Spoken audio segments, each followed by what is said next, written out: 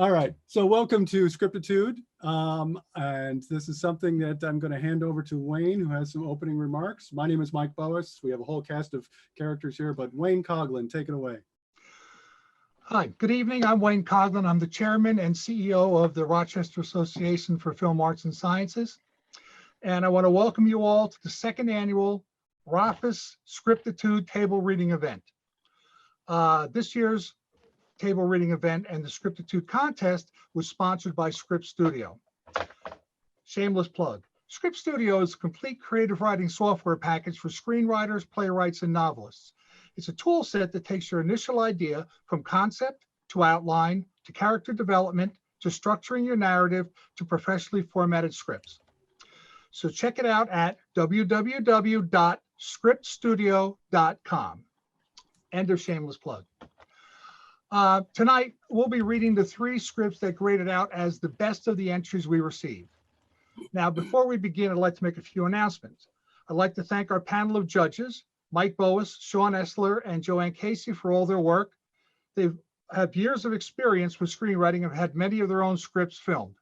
I'd also like to thank Two Sue's Casting, Susan Azer, for assembling this fine pool of talent. Also, Mike Boas for making tonight's YouTube live event possible, and all the actors for donating their time. I want to mention our next event, the Schmovies Film Festival. This year's event will be the 6th time we presented a short film program at a local venue. Be on the lookout on Film Freeway, Facebook, Twitter, and email for dates, rules, and submission forms. And now, without further ado, I'd like to introduce Mike Boas, who will be your guide through the table reads. Mike? Thank you, Wayne.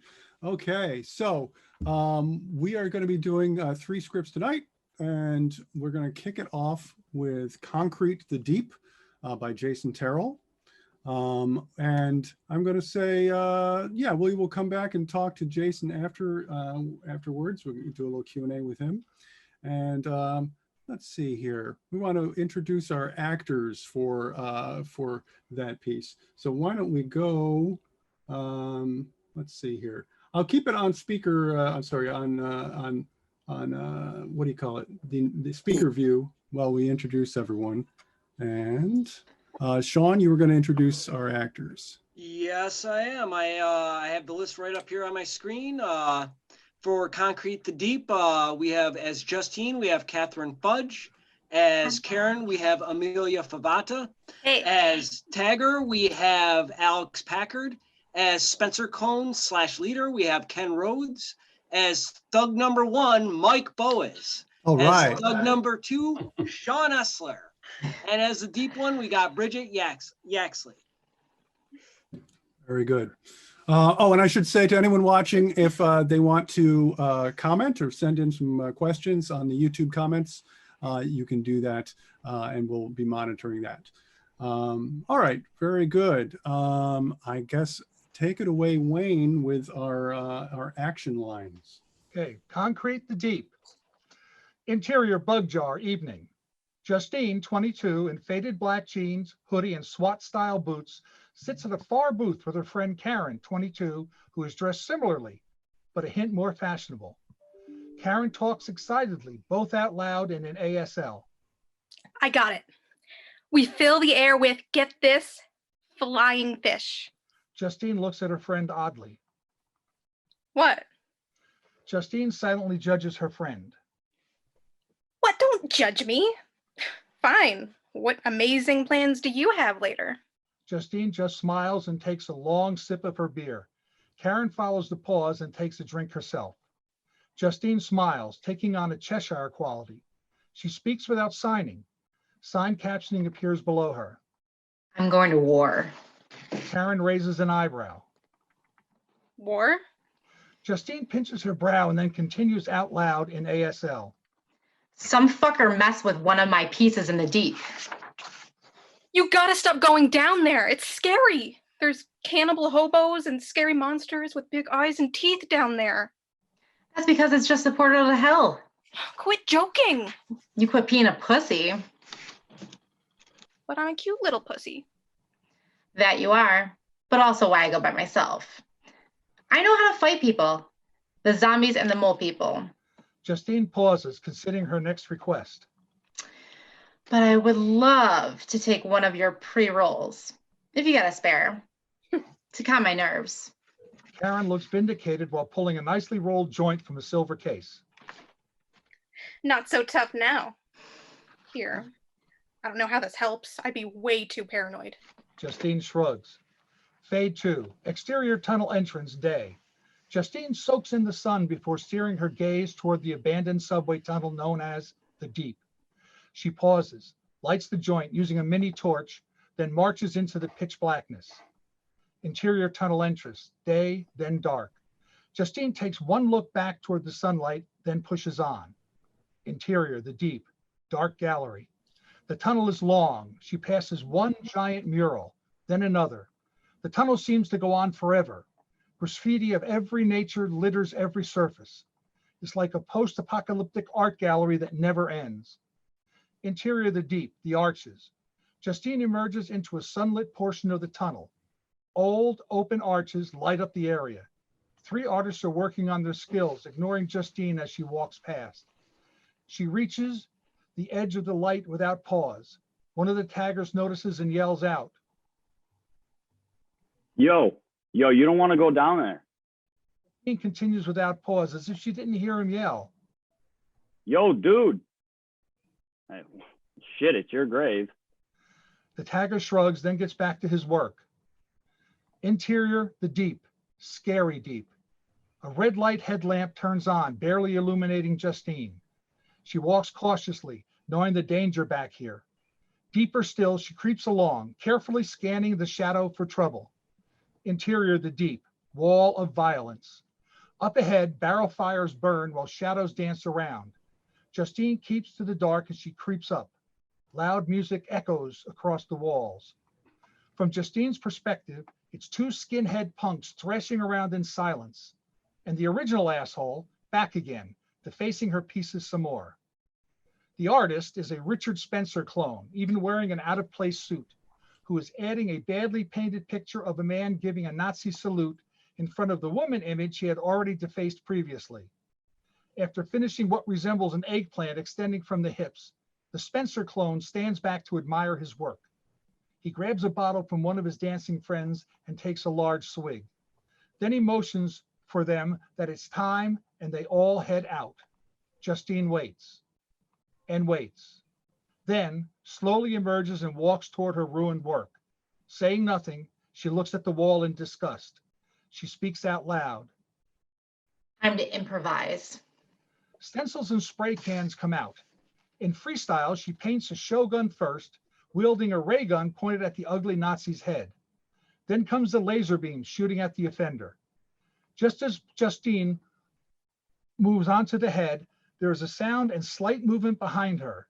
She doesn't notice while in the zone. She turns the target head into one that's exploding. Justine stands back to admire her work so far, until a crazed body rushes toward her and strikes her with a pipe. Justine goes down. The first guy is joined by another, and the 2 start kicking repeatedly and hard. All Justine can do is curl up and absorb the kicks as best she can. The kicking stops. One of the thugs grabs her arm from behind, just as a 3rd pair of boots walk up to Justine. You must be a fucking idiot. As he bends down, showing a cruel young face. This is my turf, and now I'm gonna fuck you up permanently for invading. He grabs Justine's hoodie with one hand and yanks down the mask and hood, revealing her face. Oh shit, it's a fucking girl. From Justine's point of view, we watch the Spencer clone talking, but all is silent now. The closed captioning is broken up. Justine can't take it any longer and yells out. You! The guys look stunned at Justine's accent. Oh shit, are you fucking deaf? The other thug walks up beside her and snaps his fingers behind her. She's some kind of retard. Oh, fuck yeah, we're gonna fuck a deaf dumb girl. The Spencer gets right in her face. We're gonna fuck you up, and then we're going to destroy everything you've ever put up. Justine looks oddly calm. Everything eventually gets destroyed, even you. She suddenly snaps her head back into the guy holding her, bashing his nose. Stunned, he lets go. Justine grabs a handful of dirt and throws it at the Spencer clone and the second thug. As they are momentarily blinded, Justine grabs one of her spray cans, pulls out the mini torch, and sprays fire at the gang. The guys scamper away fast until the Spencer clone pulls the gun out and shoots Justine in the head. She flies back and hits the ground. Oh, fuck, you killed her. The Spencer bends down to look. There's a bloody wound along the side of her head, but otherwise she's stunned. Fucking lucky. I grazed her. Hold her arms down. As Justine is stirring awake, Thug 1 pins her arms above her head while the Spencer straddles her at the waist. Thug 2 dances around, too excited to see the large disc-like eyes appear behind him. As the Spencer is bending down to gloat over Justine, the dancing thug stops moving because the dark tendrils have attached themselves to him. I'm going to rip you open in every... Guys, help! The Spencer and Thug 1 look up just as Thug 2 is becoming painfully absorbed by the darkness under the large glowing eyes. Thug 2 tries calling out one last time before he disappears from sight. Help! The Spencer stands up, gun drawn, and fires into the darkness until the gun is empty. The eyes don't move. Thug 1 lets go of Justine and starts running away. Fuck this. Justine slides away from them. The Spencer backs off until he freezes in place as he hears his friend screaming in pain. Ah, no, please. I'm not like this. No. Ah. Then silence except for the sound of the Spencer's shuffling feet. In fear and rage, he turns on Justine. Did you do this? Did you do this? The Spencer begins to advance on Justine until another set of eyes appears behind her. He freezes, truly scared once more. The first deep one comes up behind him. The tendrils attach themselves. The leader cries as the darkness slowly absorbs him. No, please. I'm sorry. I'm sorry. Justine slides back against the wall with the art. The deep ones stare down at her. Justine stares back in fear, pressed against the wall. The deep ones shift their gaze at the reworked painting beside her. Justine also looks, now getting confused. The closest deep one looks back at Justine. Black alien-like hands stretch out of its body. The hands speak in ASL. Did you do this? Justine can't believe the thing just asked her a question. Her hands stutter out a response. Yes, I'm fixing it. The deep one looks at the work again, then looks at Justine. It's okay. Still terrified, Justine is also a little stunned and insulted. It's not finished. Then you should finish it. The deep ones fade back into the dark. Justine trembles in place, too confused and scared to move. She looks back at her work, takes a deep breath, then forces herself to move. In no time flat, stencils are placed over the girl and sprayed over. The final results are not revealed. Justine quickly packs up her cans and stencils and hastily begins running away. Interior, the deep, dark gallery. Justine moves from one area of the tunnel to the next, and picks up her pace as she sees the light at the end. As she gets closer, she can't help but break into a run, looking back occasionally. Exterior, tunnel entrance, day. Justine emerges from the tunnel. The daylight bathes her face in its light, and she feels glorious, and then collapses on the ground, sobbing. This continues for several seconds until it turns into hysterical laughter. After a bit, she calms down enough to say out loud, Everyone's a fucking critic. the last remnants of laughter burst out again until she sighs with relief. Fade to black. A little more, Sean, Wayne. Huh? There's I an have- additional page you missed. There. I'll take it. In the deep, dark gallery, as the credits roll, soft introspective piano plays as the two deep ones study various works of art in the tunnels. Toward the end, the deep ones study Justine's finished work. The piece is transformed into something positive. The deep one continues to simply gaze until we once more fade to black. All right, how about a round of applause for our actors? All right. One thing, I would like to introduce Joanne, who I don't know if we've introduced by as in person yet. Joanne is going to lead a little talk here with Jason. Joanne is on mute right now. I'm Okay. off. All right. There we go. Hi all. Hey, Joanne. So, let's see what we got. First off, Jason, sorry. Congratulations. Thank you. Hello. Can you tell us a little bit about yourself and how long you've been writing screenplays? Well, hello. Yeah, so I'm Jason Terrill, and I've been writing screenplays actually only for a few years, maybe the past 8 years, I guess. But when I moved out to Connecticut, I actually wrote a screenplay about roller derby and zombies, and that's kind of what started me down this path. And so, yeah, here I am today. And again, thank you for selecting my script, guys. Awesome. So, what inspired you to write Concrete the Deep? Two things, actually. One is, and actually a book that I read recently. Well, actually, I'm a big fan of street art, if it's not obvious in this story. And I was at one point just doing a library search on Banksy, just seeing something more I could read on him. And I discovered this young adult novel called Your Welcome Universe by Whitney Gardner. And the main character is this deaf girl who's also a street artist. And as much as I wanted to, I could not do an adaptation of that. And so I was obsessed about this deaf character who's a street artist. And likewise, I've also always been obsessed with, things like paranormal phenomena, and I just found myself merging the two together, and hence Concrete came about. Awesome. So this question is actually from Mike. He gave me a couple questions. Why is it important to you to tell a story about a deaf character? I don't know if there's an obvious answer for that. It just felt right. I can't give it. I could give so many reasons why I do believe it's important that characters, like deaf characters, are very underrepresented.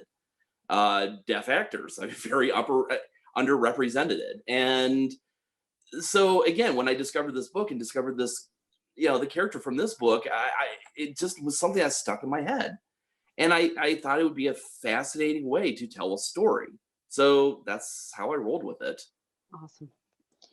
So this is another one from Mike. He said the influence of H.P. Lovecraft is evident, but Yes. merged with modern characters and situations. Was there anything specific you drew on from Lovecraft, or was it more thematic? Yeah, more thematic. Yeah, more thematic. I am influenced by Lovecraft, but I think more as a concept. I've actually read more works that were Lovecraft inspired, like I'm blanking on the name of it, but Alan Moore wrote a large number of Lovecraft inspired stories that I've read.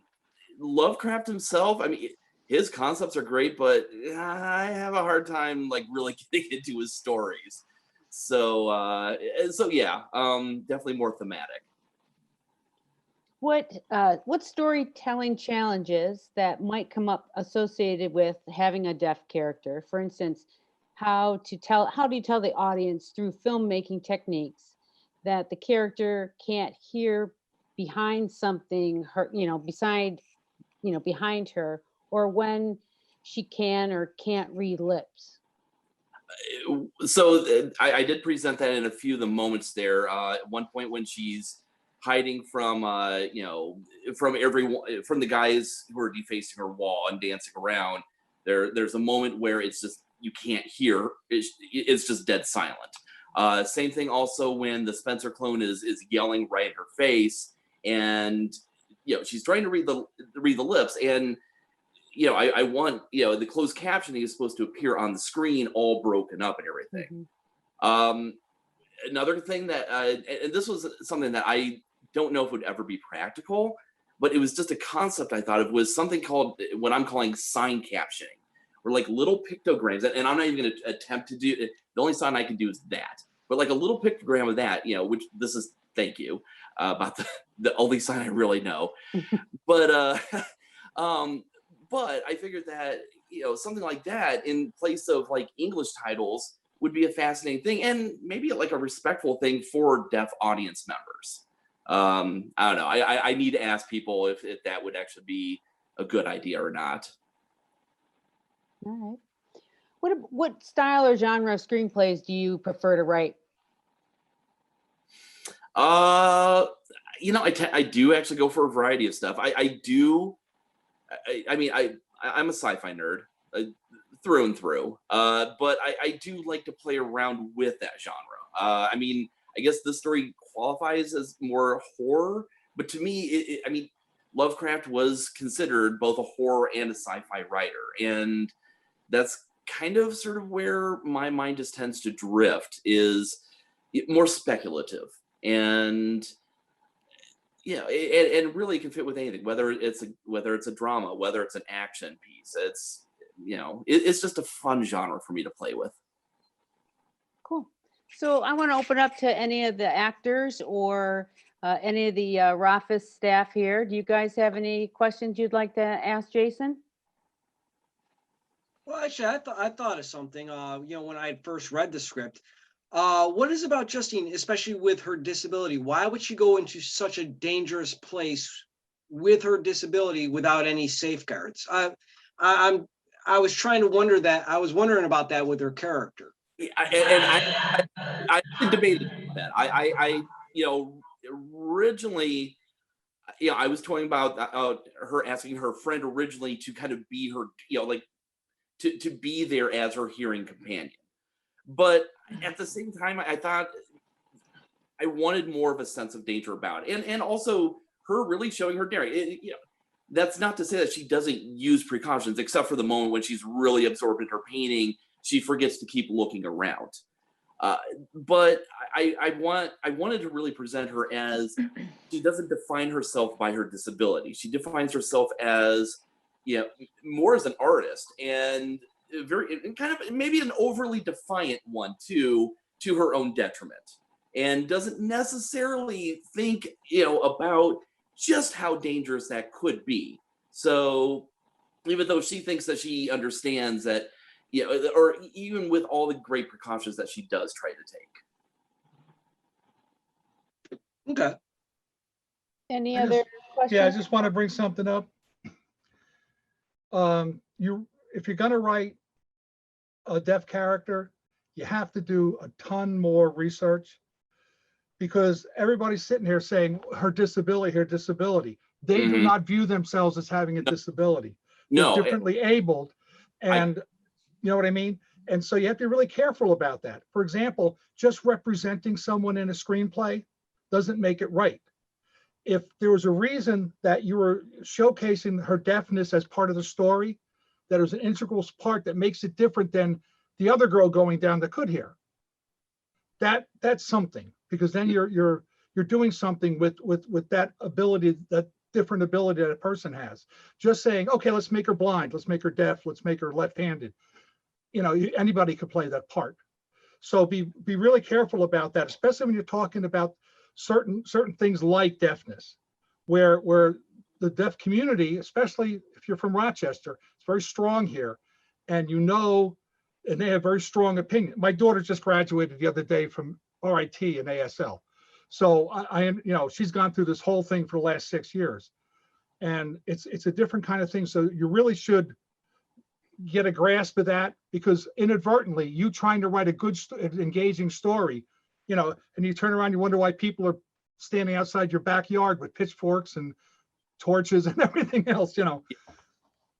So no, I can't argue with that one bit. I especially, as you said, knowing that, you know, here in Rochester with RIT, and I just haven't had an opportunity. And actually, I'm sure that there's plenty of ways that I could reach out, you know, to the deaf community, because I actually agree with you. The book that influenced me, that was actually one of the strong character arcs about her, was that, you know, I mean, she's given the option to, you know, to have like cochlear implants and such, and she outright refuses it because to her that is part of her identity, and is very proud of it. And the thing is that I do understand that. You're right. Like when if I did get a chance to film this, I don't want to cast this with a hearing actor because I don't want to screw it up, you know. And you're right. I don't want people with pitchforks at my doorstep. We're getting some good comments from our YouTube chat as well. People saying thumbs up to that, Jason. And I think the obvious thing to do if you do choose to shoot it is, take the step of having some feedback from deaf actors or deaf representatives who can, and I'm sure Wayne could even put you in contact with some. And we had another, let's see, John Spencer said he loved the Cthulhu like theme, which I guess is just the sort of general Lovecraft theme. Joanne, I think we could probably move on. We have, a pretty good audience here right now, but not getting a lot of questions, but that's okay. I'd say thank you very much, Jason. And I think it'll be a fun one to shoot, and I encourage you to actually take that next step. Yeah, good job, Jason. Okay. So let's see here. Let's jump back to Sean. Sean, you can tell us who's up next in our next piece. That I can, but I'm noticing now Melody is on my screen, but I'm not sure I believe it. Melody, are you actually here? Yes. Can you hear me? Yes, I can. I'm very thankful to be able to hear you. Me too. So we had, for our audience, we had some trouble getting her on because I accidentally banned her from the group, but we figured out how to get her back in. That's terrific. All right, before I read the cast list, you want to introduce the next one there, Mike? Sure. So our next piece is called Still Watching. And it's from writers Brian VanDenBergh and Nick Pasquarella, who are both with us here tonight. And it is about 29, 30 pages. And I won't say what it's about because we'll find out soon enough. Still Watching. And take it away, Sean. All right, for Still Watching, in the role of Jason is Alex Packard. In the role of Chris is K. Cody Hunt. As the television narrator is Jeff Moon. As Kira is Melody Rohrig. As Emily is Amelia Favata. As Heather is Catherine Fudge. And as the employee is Ken Rhodes. You ready? Sorry about that, I was muted. All right, take it away, Wayne. I'm going to switch over to, I've already forgotten. Do I do gallery mode or speaker mode for this? I'll do gallery mode. How's that? Okay. There we go. Go ahead. Fade in. Exterior, wedding venue day. We open on a stunning wedding ceremony. A bride and groom are situated neatly in the center of the frame. We hear a deep inhale as the scene dips to black. With the exhale, the scene returns, but the bride is speaking silently. The guests shift nervously in their seats. The scene fades again. Returning, we see there is no bride. The groom's head slumps down as the best man's hand rests on his shoulder. We hear one more inhale as the scene fades. Fade in. Interior Jason's home, early morning. Jason, late 20s, rolls off a well-loved futon. As he does, some of the magazines, which are serving as its missing fourth leg, shifts with the weight. Following Jason around his townhome, we see dishes piled high in the sink, stacks of mail and takeout containers by the trash can, and stark, barren walls. There's 2 kitchen chairs, but no table. The TV sits on a stack of plastic totes. Jason's hair is matted in places and looks dirty. He's growing out a patchy beard, but is mostly growing out his stomach. He navigates his way past the spare bedroom where a dusty guitar sits untouched in a corner. He opens his bedroom closet where he chooses from one of 2 hanging shirts and pulls on an already tied tie. He heads to the garage and gets in a beat-up gray sedan and drives away. Cut to interior coffee shop, day. Jason is sitting across from Chris, his friend at their local coffee shop, a daily tradition. I feel like it should be easier than it is, right? Yeah, it could be. Jason isn't really listening. Chris notices. Plus, last night when I was doing the dishes with famed police officer Alex Murphy, he mentioned to me that he generally likes his steak medium rare, which I thought is strange because he's a cyborg. What? You stopped listening to me again. Who's Officer Alex Murphy? That's what you took from what I just said? I heard you. Sure. I get it. Robocop. What? Alex Murphy is Robocop. Was I expected to know that even if I was listening? It's pretty disappointing to me that you don't. Jason laughs lightly and checks his watch. I gotta go. Emily and I are going to that new brewery tonight, if you're interested. I can't make it tonight. Jason. Christopher. It's been almost a year, man. What are you, Carl Calendar? Dude, who the hell is Carl Calendar? A real Timmy timekeeper. Jay. Danny date knower. I'm just saying, time to rejoin the world of the living. Yeah, I know I do, all right? I'm just not there yet. Okay. Okay? Still got your terrible humor? That's all I have left. That and the drinking. Cut to interior Jason's home, evening. Jason walks in already eating out of a box of pizza. He pours himself a healthy glass of dark rum and sits on the futon as it settles into the magazines. He turns on his TV and opens the popular new streaming service, Shadow Media. Cheapest Weddings, Diva Brides, Love is Blind, The Bachelor. Thanks. That's awesome. What else does your algorithm want to roast me with tonight? Just as he says that, his phone vibrates on the couch. He looks at it, and it's a notification from the streaming service letting him know that the first season of something called Living the Dream was now available. Wow. I was just kidding. Jason turns his attention back to the TV when a trailer starts autoplaying annoyingly. Do what you've always wanted to do. Be who you've always known you could be. Over the course of this limited series, you'll experience what it's like to live the dream. There is a long pause. Nope. Jason turns off the TV and lays down on the couch, taking another big swig of rum. Please not tonight. Fade out. Interior Jason's home, night. Damn it. It's only 8:30 p.m. Jason looks in the fridge to find an impressive collection of takeout containers and sighs loudly. This is just embarrassing. Jason digs around and finds a box of mac and cheese. He starts to boil the water and moves trash around to sit on the counter. He grabs his phone and starts to scroll. He opens a social media app and we see that he has got a notification which brings up a photo from 1 year ago. It looks like an engagement photo.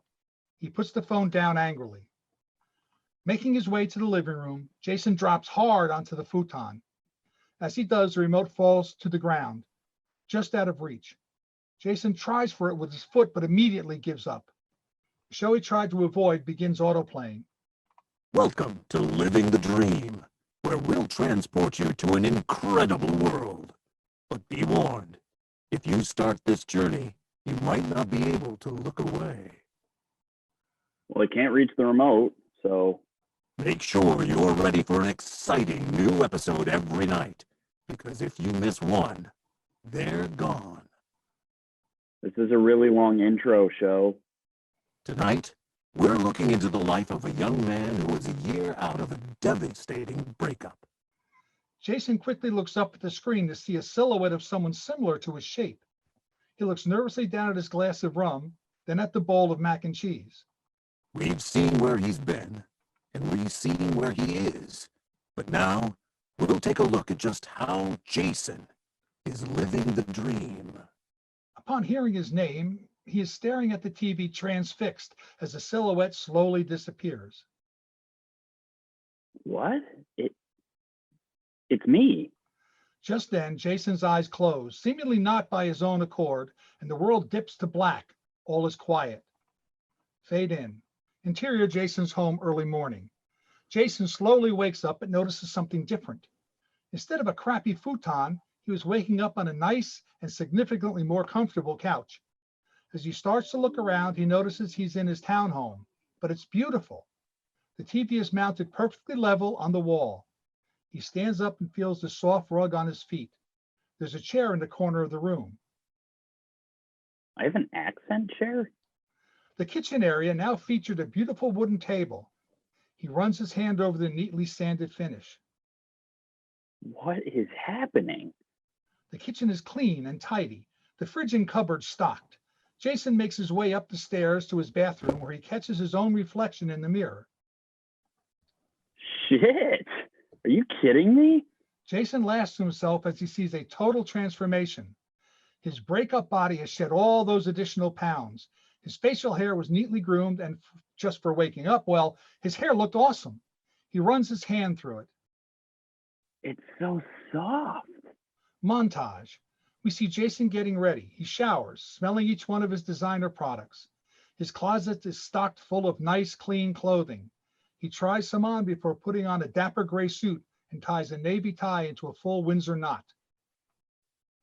Interesting. Didn't even know I knew how to tie that knot. Or any. He's about to head downstairs when something in his spare bedroom catches his eye. End montage. No way. The room is filled with music equipment. There's a stunning mahogany Martin guitar sitting in the corner on a stand with more hanging from the hooks on the wall. On a computer screen, a virtual sticky note is open in the corner of the screen. Open mic night, Saturday the 16th.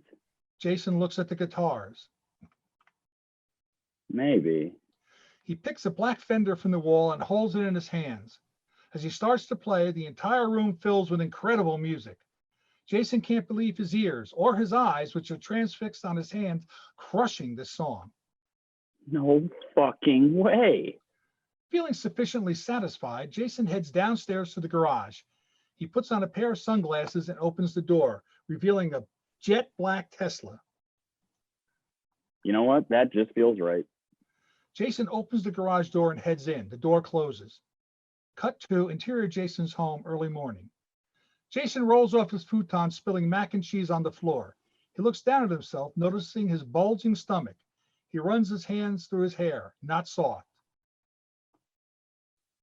This sucks. He starts to pick up the mac and cheese with his hands when he accidentally grabs the remote. He stops. No, that's crazy, Jay. He points the remote and turns on the TV. The series page for Living the Dream is still up. He tries to click on episode 1, but nothing happens. Instead, there's just a check mark next to the word completed. Okay. Next episode? He tries to click more episodes, but a timer pops up counting down from 24 hours.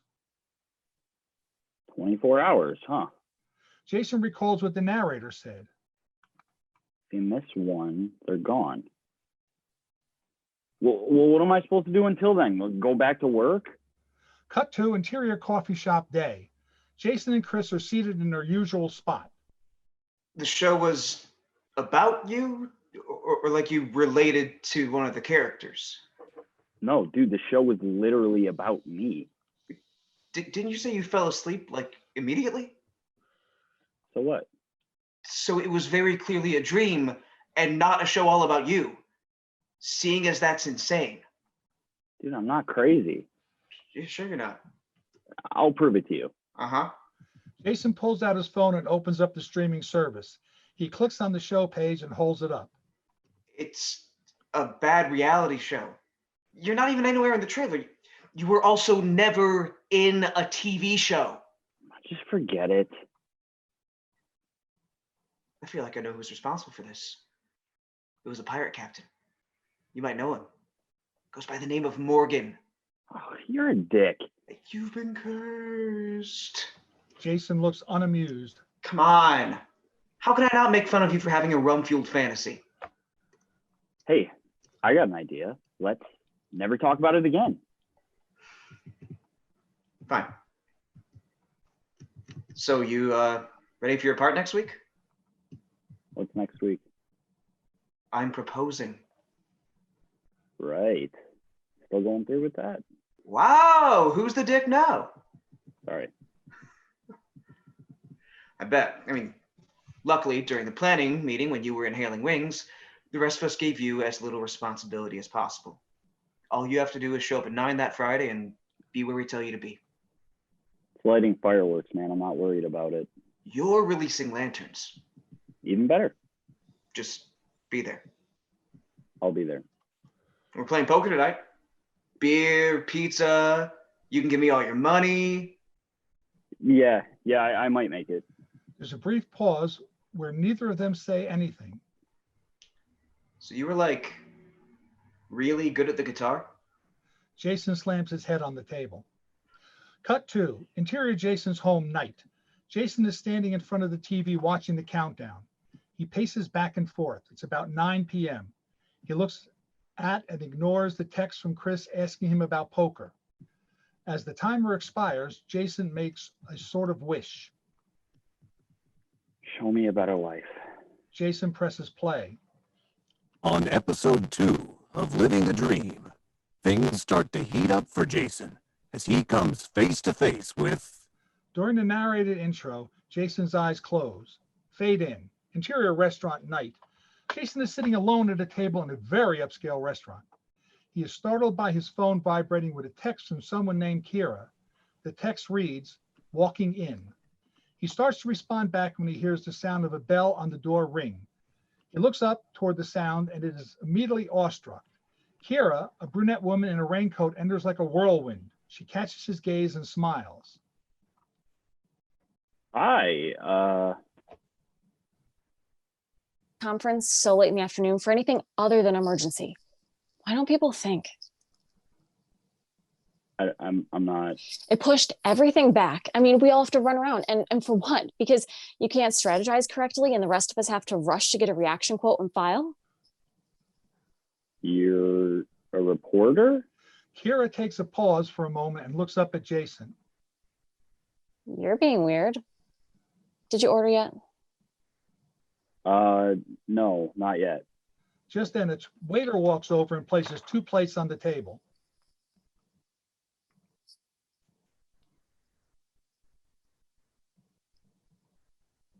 Waiter? He was muted. Take it again, Sean. Yep. Caesar salad and the bacon wrapped scallops. Just those. Can I get you something to drink, ma'am? Your house red, please. As the waiter walks away, Kira looks puzzled. Okay, let's pretend like you're not acting super strange. Jason starts to catch up to her speed.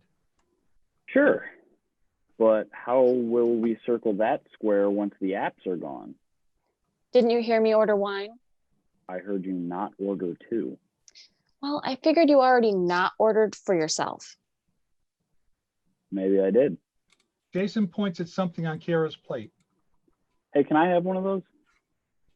This is my last one and the only thing I've had to eat today since I had half a protein bar, which was like 7 hours ago. Why only half? Tasted weird. Halfway through?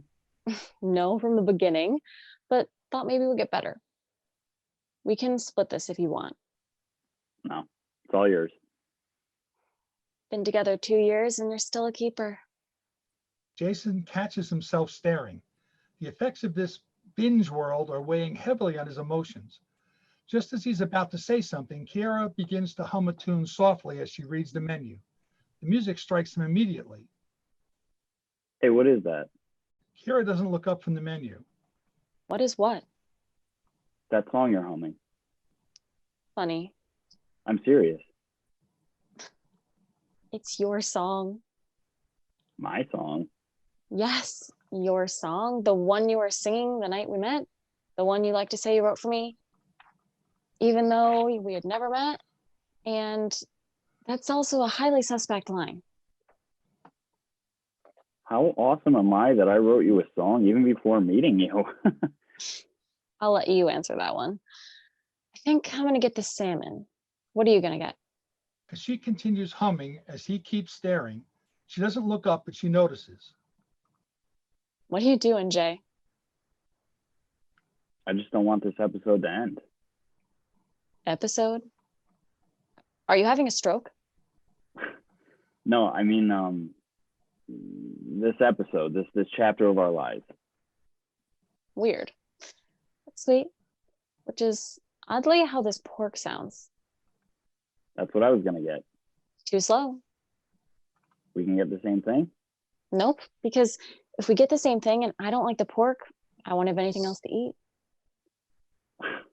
Awesome. It's worked out really well for me. Didn't it though? They keep talking and laughing as the scene begins to fade out. Jason is smiling more than he ever has. Cut to interior Jason's home, night. Jason rolls off the futon and some more of the magazines holding it up shift. He pumps his fist in joy, smiling big. I have to get back in. I need more time with her. Jason pulls up the show page and the timer for the next episode is present again. 23 hours in between each episode? Okay, I can make it. It's just one day at a time. She's worth it. One day at a time. Montage. We see scenes of Jason pacing back and forth, slavishly waiting for 9 p.m. to play the next episode every night. We see Chris sitting alone at the coffee shop day after day, looking at his watch and checking his phone with no messages. Chris sends a text reminding him, 9 p.m. Friday night. We see Jason rushing in and out of his job. His appearance starts to worsen. He wears the same thing for days at a time and becomes a shut-in, just waiting for the next episode. We now see Jason in the world of the show. He plays music with Kiera, always in the audience. He goes to work at a modern office and drives his nice car. More than anything, we see Jason with Kiera. They go on various dates, laughing together and having a blast. They play board games, they watch fireworks, and they explore the city. Night after night, we see him fall head over heels in love with her. End montage. Interior, Jason's home, night. It's 8:55 p.m. and we see Jason, hair totally wild, stains on his shirt. He's holding the remote and his phone. As the countdown expires, he presses play as a look of horror washes over his face. Oh shit, it's Friday, Chris. As he says that, his eyes shut as he enters the show. Cut to interior coffee shop day. The next day, Chris is sitting in their normal booth alone as Jason bursts in, still with his hair a mess and wearing the same stained clothes. He has heavy bags under his eyes, and people around him turn their heads. He clearly smells. Chris, I am so sorry, dude. I don't even know what to say. Okay, I lost track of time and I got caught up in my show, and there's no excuse. I know that. It's been a really hard time. Okay, I actually got fired the other day, so I don't know what I'm gonna do about that. But like I said, there's no excuse, man. I'm so sorry. How did it go? What did she say? Chris sits silently. Chris. No response. Look, I get that you're mad. You deserve to be, but... I was there the moment you got your heart broken. I've been there for you every moment in the year since. I've asked you for nothing in return other than for you, my best friend, to be there when I proposed to my fiance. But no, you only care about you, and you let that what happened poison your life so completely that you've defaulted to this pathetic poor me persona that everyone is just so tired of. You've been binging a fucking show? That's your excuse. It's so much more than a show. The only good thing in my life for so long. No, you're done with the excuses. It's clear that your obsession with this fantasy has its hold so tightly on you that all you can do is wait for the next hit of happiness. I've been trying to get you back into the world, but you won't have it because whatever you are now has clearly become so comfortable that you don't even want to try. Not even a little. You know, just because it didn't work out for you doesn't mean the rest of us can't be happy. You're an asshole. Jason, my actual friend, who I haven't seen in a year, I would carry him anywhere. I won't carry you. All this time, I hoped he would come back. Now, I'm sure he never will. Chris, all I wanted was to feel better. You and I are done. With that, Chris gets up and leaves. Jason looks despondent and hurt as he stares out of the window. Cut to interior Jason's home night. Jason sits on his futon drinking rum. He looks awful. As the timer for the next episode expires and reads as available, he presses play. Cut to exterior field, night. Jason looks around the field as his eyes adjust to the dark. He sees some lights a bit away and starts to walk toward them. Chris was out of line. He'll apologize. I'll apologize. We'll be talking about Robocop tomorrow. Jason walks up to a small bridge overlooking a stream. There are candles everywhere and paper lanterns in the water. He hears a car door open and close. Pulling out his phone, he presses play on his song, When It Made Sense, the one she had been humming that first night. Then he waits. Nice song. He opens his eyes and turns around, coming face to face with Kira. Thanks. I wrote it for someone special. They're worth it. No question. I'm glad you found this place. I appreciated the hints. Clues. Of course, because I'm... You're a reporter. Want to tell me what you're doing out here? Just hanging out. Hoping to score a dance with a beautiful woman. You know any? Jason does a slight bow and extends his hand. Well, how can a girl say no to that? They dance close together as the song plays for a while. Then Jason takes a deep breath as he draws Kiara close to him. He spins her out, and before pulling her back in, he gets down on one knee. You are the only true good thing in my life. All I want to do is spend every second with you, making you endlessly happy and bothering you to no end. I can't imagine my life without you. And I don't want to be empty anymore. He pulls out a ring box and opens it. Kira, will you marry me? Jason looks up at her face. It's a mixture of shock, happiness, and a twinge of fear. A wave of nervousness crashes over him as the time since he asked seems to be endless. Just then, she starts to speak. Cut to interior Jason's home night. Jason wakes up on the futon. What? No. What did she say? What did she say? Nervously, he fumbles with the remote to pull up the show page and the timer for the next episode. Only this time, it's back on the home screen of the streaming service. He scrolls around and can't seem to find the show's thumbnail. Nothing. He opens up the search function and searches the show's title. No results. What? He pulls out his phone and opens the mobile app, going through the same steps.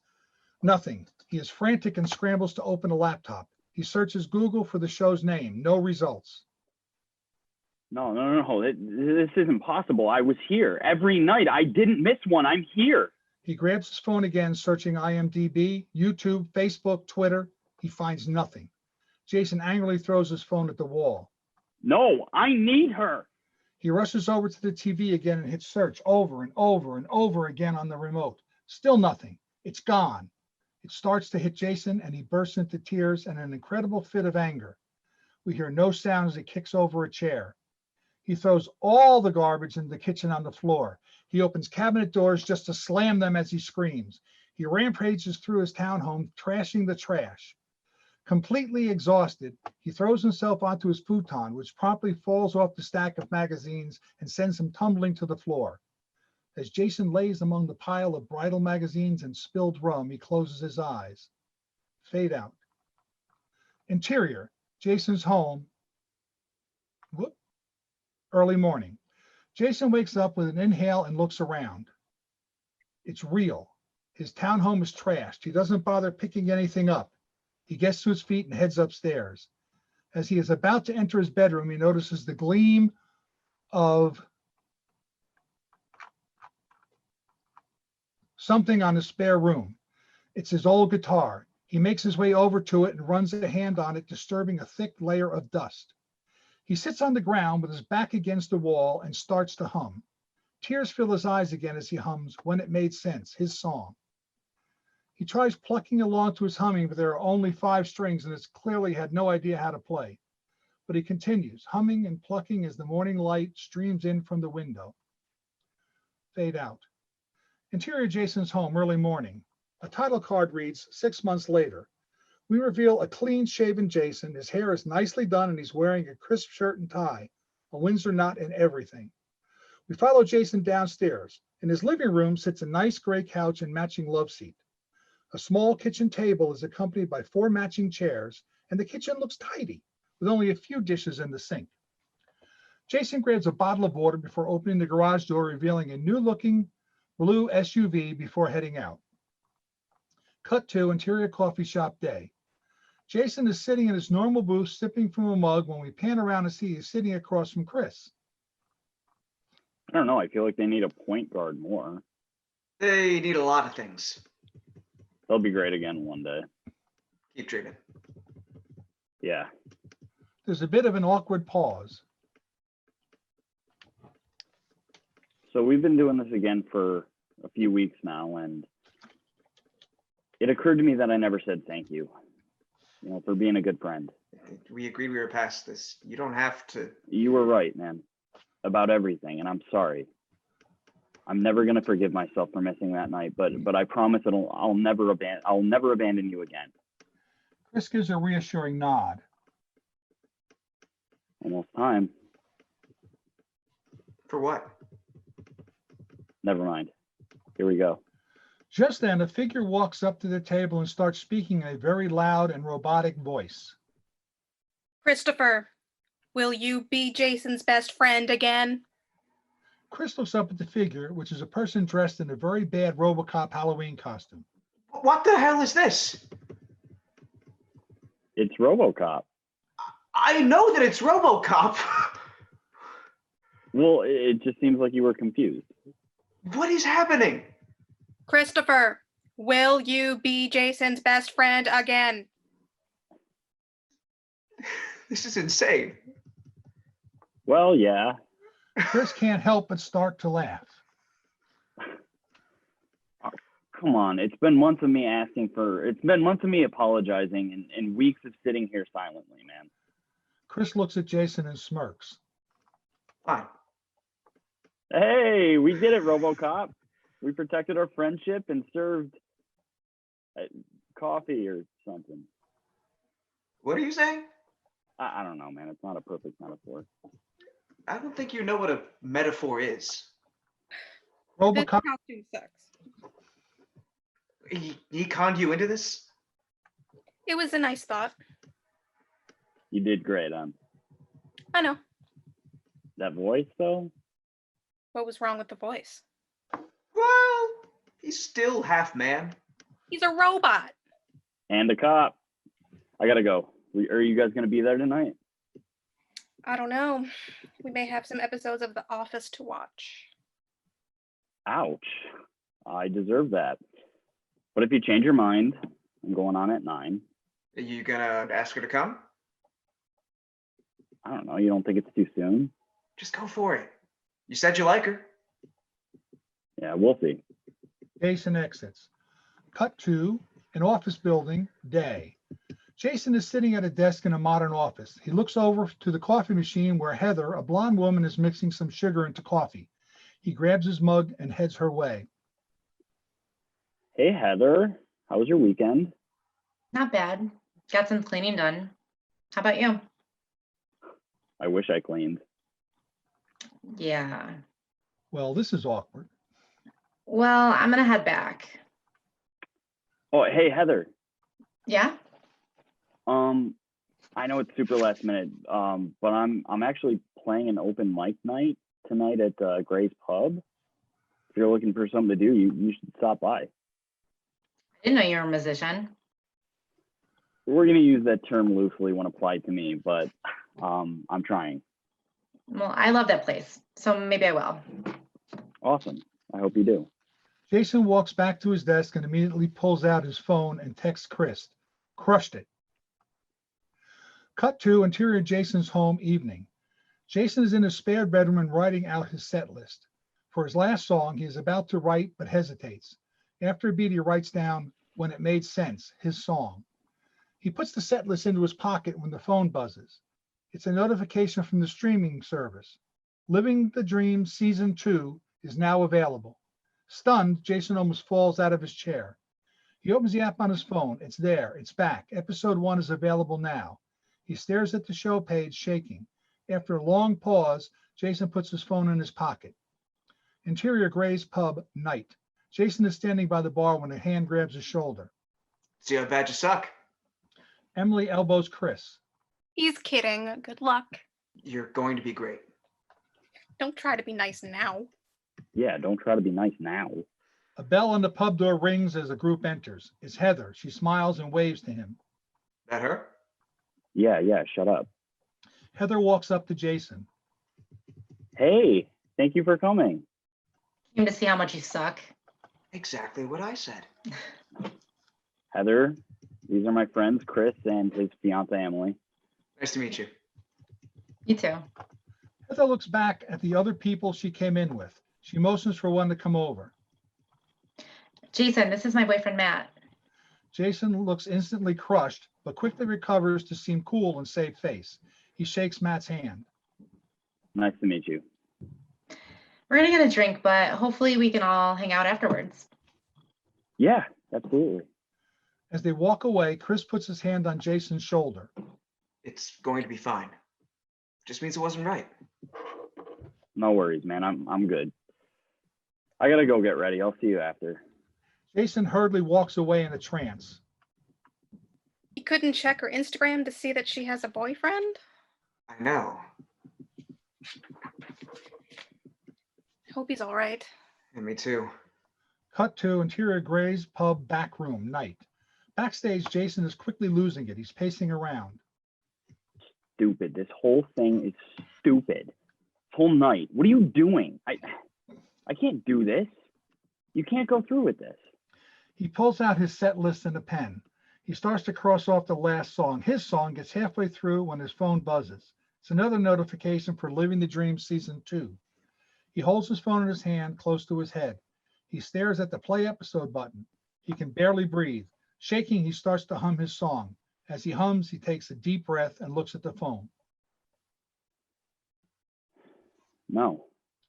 All of the images of his relationship with Kira flash in his mind. He's fighting back tears. Goodbye. With that, he deletes the app as a pub employee comes into the room. Hey, you're on. Okay, thank you. Jason grabs his guitar and catches his reflection in the mirror. He pauses for a moment. Then, in a very robotic sounding voice, he quotes Robocop to himself. Your move, creep. Cut to Interior Gray's Pub stage, night. Thank you all for coming out tonight. Hopefully it doesn't ruin your evening. With a laugh, Jason starts to play. He's amazing. Chris and Emily are totally shocked. As Jason continues to play and sing, the look of shock disappears into ones of enjoyment. Montage. Jason plays and laughs with the crowd between songs. He looks genuinely happy. End montage. Jason looks at his set list, noticing he's on the last song, the song he started to cross out. He pauses, then takes a deep breath. Okay, this is the last song for me tonight. Don't groan, this is an original. It's called When It Made Sense. Jason starts to play his song to a room full of people, but for himself. Each note brings him joy as he plays his heart out. Chris looks on with pride. His friend made it back. As Jason continues to play, suddenly the bell on the door of the pub rings as a crowd enters. Distracted by the sound, Jason looks toward the door to the people entering. He spots a face he'd recognize anywhere. It's Kira. As he continues to play, he looks at her and she looks back at him. He can't help but break into a smile. She smiles back, and for the first time, she hears his song, the one that he wrote for her. Fade out. The end. Very nice. It doesn't work very well when like 3/4 of us are on mute. It's the visual. It's the visual. We can all sign language it too, you know. Very nice. Good. Actually, good job, I want to everyone. know who that handsome jerk was that left the waiter off the cash sheet. Yeah. That jerk. Who put That together handsome, that cash handsome sheet? jerk. The same one who left his mic on mute, I guess. Yep. So before we go on, give me a mic check there, Jeff Moon. Can you hear me? Am I still breaking up? Yeah. Does everyone agree crap. he should have played Robocop? That was an effect. Your So, move, creep. Yeah. It kind of worked. It kind of worked. It kind of worked. This, if you can't, did you try unplugging, replugging in? I did. Yeah. I don't Sometimes know that what's happens. going on. If you've got a different mic, you can try. Otherwise, let's you can fiddle with that, and we'll move on to Joanne, who can say hello to Nick and Brian. Let's switch over to Hey, Nick. Hey, Brian. Congratulations. Thank you. Thank you. So, Brian, why don't you start? Why don't you tell us a little bit about yourself and how long you've been writing screenplays? Yeah, so Nick and I have been writing together for just about a year and a half now. We've always made movies since we were kids, but we started actually trying to write together and make things for about a year and a half now. Nick, you want to add anything to that? That pretty much sums it up. I think you and I have always been lovers of film, and we used to always talk about movies together. And I think about a year and a half, like you said, we decided to try something together, and it just worked. Cool. So, what does your collaborating look like? How do you guys write together? We actually try to be pretty organized because from the first one we actually wrote together, we would get together every week. We'd have calls, we'd schedule. It was pretty systematic, and we'd kind of have homework and kind of a playbook for how we're going to write, the entire thing and how we're going to go about, actually getting together. And I think that's definitely held us together. That was kind of the glue that kept everything kind of there. So definitely having a plan in mind and then, keeping on with executing. Yeah, there's a lot of back and forth. Honestly, it's a lot of just phone calls and conversations of, hey, does this work? Or, hey, what about this? This was actually a much longer script. I apologize for the length for a short screenplay, but I also did want to give a quick shout out to the cast. You guys were phenomenal, so thank you for that. But yeah, we just kind of throw things out at each other, and it's just a good back and forth that we have, and we kind of developed our own language of how we can communicate with stories. So it works out well. So, how did you guys get the inspiration for this? So actually, Brian kind of came to me with this. He, had first been listening to this song by James Bay. I'm not sure if anyone knows it, but it's called Peer Pressure. So he had been listening to that for a while and just kind of kept it on replay. And then he made this skeleton of this work. And then on top of that, from the last screenplay that we wrote, it was having to do with technology and kind of its hold on us as a society, and I think we kind of took that into it as well. And I guess you could say that's how it kind of came about. Yeah, I think we wanted to keep a technology base, more of like, we wanted to kind of make a small anthology film and have technology be the key. And I remember Nick mentioning something about binging shows, and could that be something? And one night while my wife and I were just watching The Office, after a couple episodes, that screen comes up that says, "Are you still watching?" And that was just kind of the inspiration. And then I just called Nick right away and I'm like, hey, there's something here. I don't know what it is yet. And then it wasn't until I listened to that James Bay song over and over again, and I'm like, okay, I see where we can go with this. And then it just kind of spiraled from there. How many scripts have you guys written together? We've written 2 together, and we are working on 2 more right now. Cool. So I got some questions from Mike, because, so he wants to know, do either of you play the guitar? Nick is a very, very talented musician. Thanks, Brian. And he was asking too, if there was any unfulfilled dreams of performing. Well, Nick performs all the time, and he's also, I'm going to plug for him, he's also doing right now a charity drive for the Strong Hospital, and they're putting on like a concert on YouTube Live. So go check that out also. Fantastic. Maybe we can get the link and put it up on our site. Yeah, that sounds good. Awesome. So one of the other ones from Mike is he said the danger with pop culture jokes is that they can be seem tacked on. You know, insert your reference here, but the Robocop reference actually built character and was a good payoff. At what point did you bring that in, and was there ever another movie that you had a reference? So the actual answer, and not the pretentious answer, is Robocop just sounds funny. I think like it just something like in that conversation when someone isn't listening and then to just riff off something crazy. That's something that I do personally to people all the time. So yeah, Robocop just sounded funny, but yeah, there was, I think, an interesting analogy there for Robocop of just kind of having, again, working in the technology and kind of having someone lose his humanity a little bit, piece by piece, to technology, but finds his way back at the end. If anyone's not familiar with the 80s movie Robocop, there's a little bit of an analogous correlation there. Cool. So another one from Mike is the script had a couple of ticking clocks.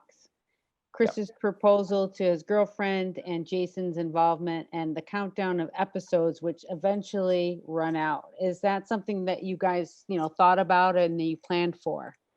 Yeah, absolutely. We definitely wanted to put pressure on Jason, because obviously when we meet him, he's just in this kind of state of disrepair, and we wanted to push him all the way to the brink to really get him to his lowest low. And we just felt the best way to do that was to put a ticking clock on him, and also give him, like you said, a secondary one with Chris's proposal to give him an opportunity to really mess something up in the actual world. So yeah, that was early on in the process. Cool. Would what's some of the more challenging aspects of script writing for you guys? Making it short. There was an entire subplot about Jason's actual work, and we had a really cool character in his boss that we liked, and it added about 10 pages, but we were already at time, so we had to cut it. So we figured that there's probably a feature in here somewhere, but yeah, it was really just the kill your darlings thing of we had to cut what just wasn't needed in the time frame we had. So that's definitely been the hardest thing, is scaling it back. All right. I'm going to open it up to any of the cast members here or the RAFAS team. You guys got any questions? Well, actually, one thing that I was thinking of when I first read the script, and even while we were reading it here tonight, there's this thing, I didn't create it myself, but generally when somebody, is aspiring to something, is like, I want to do this, I want to be great at this, blah, blah, blah. I always ask them, where do you want to be 10 years from now? And they list all the things that they want. And the next thing I say is, well, what did you do today? And if what they did today was smoking pot, playing video games, stuff like that, doesn't correlate to where they want to be, it's like, well, that's your problem there. And that's what I really saw in this script. I just didn't know if that was something that was going on in your heads, where what you do today is where you're going to get yourself, 5-10 years down the line. Because that's really what it seemed to me reading this, that it seemed to be, in order to achieve your dreams, you actually have to start working at them. Yeah, I'll let Nick give the one sentence kind of slogan that we were working with that we lifted from local yoga studios. It's actually so fitting, and it's really interesting that you brought that up, because he and I, had kind of been throwing this around too. But definitely it's kind of a don't wish for it, work for it. And I think the beauty of this story is that you have this guy who, has lost himself, and it doesn't end with, it seems like he's not really doing anything for a girl in particular. He's just finding himself and figuring out how to get over, the loss that he's had and kind of, the life that he's kind of lost. And now he's kind of coming back to himself and really kind of working on himself. And then it's just the cherry on top that none other than Kira walks in the room who he initially wrote the song for. You know what I mean? Yeah. All right, that's terrific. I'm cutting in here just so that we don't go too long, but I think congratulations are both in order for Brian and Nick. Very good. I enjoyed the script quite a bit. I'm looking at our YouTube comments. It seems that Alex's fan club is in the YouTube comments. That's Absolutely, nice. tonight. And one from Ron Dufort says, nice, great tone, recognizable, relatable character voices, and nice emotional ups and downs, well performed as well, which is nice. Very good. Very good, guys. Obviously, you stick around if you like. I did mute a few people who, when the camera was jumping back and forth between people. So if you're an actor and you're going to be performing soon, keep an eye on your mic. Let's do one more test of Jeff. Jeff, let's hear your new microphone.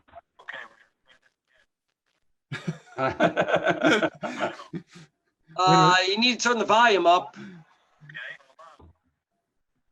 Yeah. He was almost there. All right. Jeff, we might have to have you switch back to the other mic. It was we did do a dry run a couple days ago. We didn't have this problem, but such is the nature of the internet. Well, yeah, I mean, problems aren't going to arise during the dress rehearsal. It's always during the regular show. All right. How soon is, what part is Jeff playing in the next one?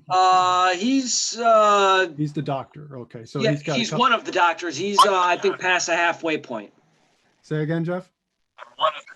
Okay, I can hear you again. We'll just have to make do with a Robocop microphone, and I think that'll be okay. All right. I think we're ready to move on with Superbug by Gio Forlenza. And I will hand it off to Sean, who will tell us who is playing whom. Okay, for Superbug, as Gregory, we have K. Cody Hunt. As the father, we have Ken Rhodes. As a mother, we have Bridget Yaxley.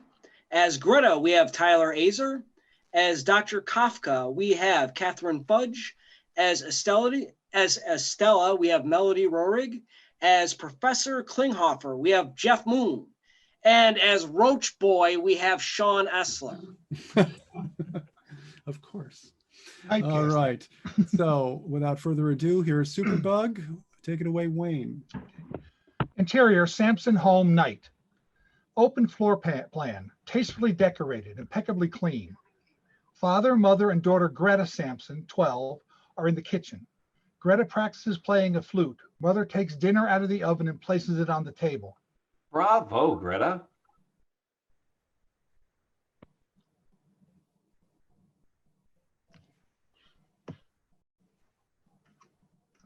Is that Bridget? Is that Bridget? Take it again, Bridget. Sorry, you're muted. Okay. Absolutely magnificent. Soon you'll be playing Carnegie Hall. Gregory, dinner's ready. Gregory Sampson, 17, shuffles in, eyes glued to his phone. Sit. Mother prepared a wonderful meal. Niçoise salad and wild Alaskan salmon. I ate. What? Pizza. Where? My room. Oh, I feel sick. No surprise. That pizza was a week old. Pizza tasted okay. I'm coming down with something. I feel funny. Gregory shuffles to the refrigerator. He pulls out milk and guzzles from the carton, milk dribbling down his chin. You're not funny. You're gross. Gregory, that's revolting. And unsanitary. He's spreading germs. Chillax. I'm just finishing what's left. He gulps down the last of the milk, tosses the carton at the trash, misses, leaves it on the floor. Greta oinks. Oink, oink, oink. Pig. Germaphobe? He grabs her flute and blows a few notes, slobbering all over the mouthpiece. Greta screams. Mom! Gregory! Give Greta her flute. Ew, he drooled on it. Don't touch it. I'll clean it. Mother washes the flute in the sink. Then she sprays disinfectant everywhere, wiping everything down. Have you done your homework? Working on it. What about college applications? Working on it. What about your room? It's like a giant petri dish growing hazardous waste. And it stinks. I'm going to get the exterminator to fumigate it. Get back here, sport. We're talking to you. Let him go. He's ruining our meal. Gregory slams his bedroom door closed. What does he do in that room? Xbox. Search the internet for photos of scantily clad models. Then he sleeps all day. His blinds are always closed. He's become a nocturnal night crawler. You know, tomorrow morning, things are going to change. My father used to get me up at the crack of dawn by clanging a pot and pan together over my head. Then he yanked the covers off me. And if I still didn't get up, a bucket of ice water was next. Sounds like a plan. Let's do it. We're gross. Little boys are cute. Teenage boys, ugh, metamorphosize into vile creatures. What does metamorphosize mean? You know how an icky caterpillar emerges from a cocoon as a beautiful butterfly? Yes. With a boy, it's the opposite. Mother pats her daughter's hand lovingly. I wish we had two girls. Greta is precious, isn't she? Father pats his daughter's other hand. They all smile. Interior Gregory's bedroom, night. The room is barely enough space to move around because every surface is covered with junk food wrappers, cans, bottles, and pizza boxes. Dirty clothes litter the floor. And there's a stench that even Gregory wrinkles his nose at.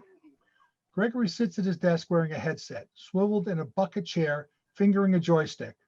The explosive violence on his computer monitor is the only light in the dark room. Over his desk is a shrine of pictures taped to the wall.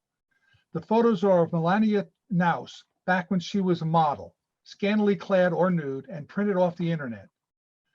Gregory ends his video game at a fiery explosion and a vulgar belch. He climbs into bed and slides a magazine out of his night table drawer. Close on, GQ magazine, January 2000. Melania is on the cover, naked, sprawled on fur. The headline reads, "Sex at 30,000 feet. Melania Naus earns her air miles." Gregory kisses Melania's picture. Good evening, Melania. Sorry for keeping you waiting. Gregory disappears under his bed covers with Melania. Exterior Sampson home, day, morning sun. Birds chirp the start of a beautiful day. Gregory, wake up. You're going to be late for school. Interior Gregory's bedroom, day. Mother swings open the door and navigates her way into the toxic disaster of a room. She's wearing latex gloves and a surgical face mask as he yanks up the blinds and lets sunlight stream in. Father enters next, clanging a pot and a pan. Gregory, let's go. Up and out. Greta enters last, also wearing a face mask and pointing a super soaker water cannon filled with ice water. He's gonna be late for school. Not on my watch. Father leans in and clangs the pot over the bed where Gregory is hiding beneath the covers. Mother leans in with her latex glove and yanks the covers off the bed. Gregory squirms on his back, blinded by the sunlight. Mother, father, and little Greta scream at what they see. Somehow, overnight, Gregory has turned into a large insect. He's still got his pimple-faced teenage boy head, but from the neck down, his body is a cockroach. Greta blasts Gregory's face with her super soaker before fleeing from the bedroom with mother and father, all screaming. When Gregory reaches to wipe the water off his face, he sees a bug's foreleg scratching at his cheek. He looks down and sees the underside of a cockroach body with spindly legs and a segmented abdomen. Gregory releases a long, terrified scream. Interior Sampson home, day. Father, mother, and Greta are huddled together in the kitchen. Was that Gregory? I think so. Mom! Dad! Help! Interior Gregory's bedroom, day. Gregory rocks back and forth trying to roll off his hard-shelled back. His forelegs, mid-legs, and hind legs flail helplessly in the air. His mesothorax and segmented abdomen contract and twists, but Gregory can't flip himself over. Father, Mother, and Greta creep cautiously into the room. Gregory? I should have fumigated his room. Help! Roll me off my back! Father steps forward and inches toward the bed. He picks up a hockey stick and pokes at Gregory's brown exoskeleton. Roll to one side. Gregory leans to his right. Father slides the hockey stick underneath Gregory's metathorax, the posterior segment of an insect, and with a loud grunt of strength, leverages Gregory off his back. When Gregory flips over, he scurries around in a panic. Mother and Greta dive out of his way, screaming. Father retreats into a bathroom and vomits in the sink. Interior Samson home day. Gregory scurries around the house in a frantic frenzy until he's exhausted. Greta flees into her room and slams the door. Do something! Like what? Mother grabs a broom and chases Gregory back into his room. Father slams the door closed. They both lean against the wall on either side of the bedroom door, bathed in sweat, hearts beating out of their chests.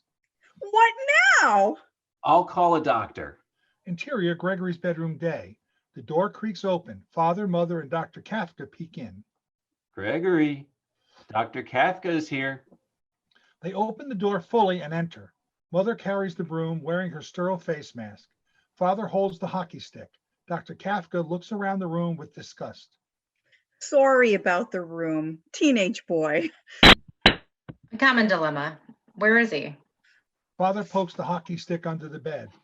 Get out from under there. Let the doctor examine you. Go away. Gregory, I'm here to help. Okay, but close the blinds. The light hurts my eyes. Mother raises her latex gloved hands and pulls the blinds closed. The room darkens. Greta peers in from the hallway. Greta, go to your room. I want to watch. Then come in and close the door behind you. We don't want him running around the house again. Greta enters and closes the door. Gregory creeps out from under his bed. Dr. Kafka gasps in horror. Hi, Dr. Kafka. I think I caught some kind of a bug. Great understatement, Gregory. The doctor feels Gregory's human forehead, looks in his ears and down his throat, then shows a thermometer in his mouth. He pulls a stethoscope from his bag, but has trouble finding a place to put it on the roach body. He listens to the prothorax, mesothorax, and then the first abdominal segment. Breathe deeply.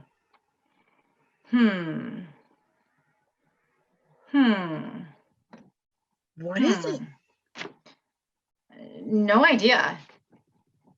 Might be a superbug. Superbug? Bugs have grown smarter and more resilient. This one's a real whopper. How did he get it? There are two cardinal sins from which all others spring: impatience and laziness. Have you been a lazy boy, Gregory? Gregory shrugs meekly. The doctor puts his stethoscope away. What's your prognosis, doctor? There's an infinite amount of hope in the universe, but not for us. Mother and father exchange puzzled glances. Excuse me? Everything that you love, you will eventually lose. But in the end, love will return in a different form. Doctor, please. Stop talking in riddles. Riddles? I share pearls of wisdom. A mind is like a parachute. It doesn't work unless it's open. The doctor buttons her coat and steps toward the door. But what should we do? Give him these pills, the strongest antibiotic I know. And if they don't work, call an entomologist. Entomologist. A scientist who studies insects. She pats Greta on the head as she exits the bedroom. Mother and father chase after her. Doctor, wait. Isn't there anything else we can do? Well, there is one other option. Call an exterminator? The doctor makes a hasty exit. Interior Gregory's bedroom day. Mother and father entered the room with a pitcher of water and refill a bowl on the floor. Here's more water. Did you take your pill? I can't get the bottle open. He's useless, isn't he? Well, to be fair, he doesn't have fingers. I looked online and learned the tip of his foreleg is called a tarsus, hardly designed for opening pill bottles. You're right. I'm sorry, Gregory. Even I have trouble with safety caps. Let me help you. She twists open the bottle and retrieves a pill. Open wide. Gregory opens his mouth and Mother tosses a pill in. Gregory swallows, then bends over the bowl and drinks like a dog. Yuck. Oh, listen to him slurp. Well, it doesn't sound much different than before. He was a slurper, wasn't he? Gregory, Stella is coming to clean your room. We're going to need you to hide while she's here. No. Don't be difficult, Gregory. Cleaning your room might help. I like my room the way it is. That's the cockroach in you talking, Gregory. We want to make the bug inside you as uncomfortable as possible. Maybe it will take a hint and leave. Okay.